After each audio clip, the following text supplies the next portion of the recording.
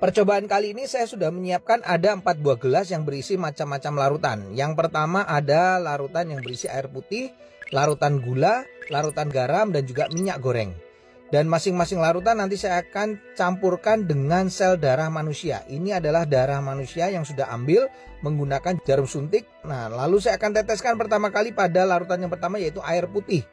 Kalau kita perhatikan di sini darah dengan air putih langsung akan larut. Bahkan ini saya siapkan ada batang pengaduk, saya akan aduk sampai dengan merata, dan di bagian batang pengaduknya pun juga tampak bersih, tidak ada darah yang menempel.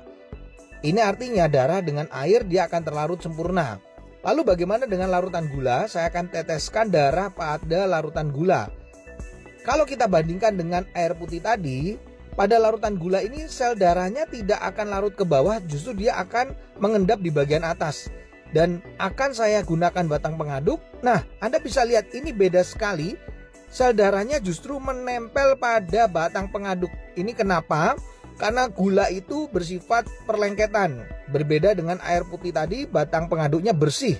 Makanya orang kalau kena diabetes, terjadi perlengketan pada darahnya, mengalami rasa haus, kemudian sering buang air kecil, dan akhirnya suka ngemil. Nah, bagaimana dengan orang yang hipertensi? Ini adalah larutan garam. Ini darahnya saya akan teteskan pada larutan garam. Lalu saya akan juga sama masukkan batang pengaduk. Dan ini berbeda dengan diabetes, di mana sel darah yang menempel pada batang pengaduknya tidak selengket pada gula, larutan gula. Tapi yang membedakan pada orang darah tinggi atau hipertensi yang terlalu sering makan asin-asin, ini kelihatan sel darah merahnya akan terurai, dia akan rusak, dia akan pecah.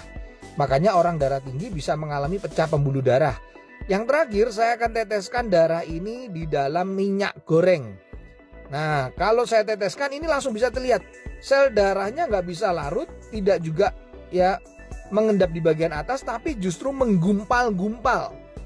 Ini membuktikan bahwa orang yang tinggi kolesterolnya akan mengakibatkan penggumpalan sel darah. Jadi sel darahnya akan menggumpal-gumpal, dan ini yang bisa menimbulkan penyumbatan pada pembuluh darah.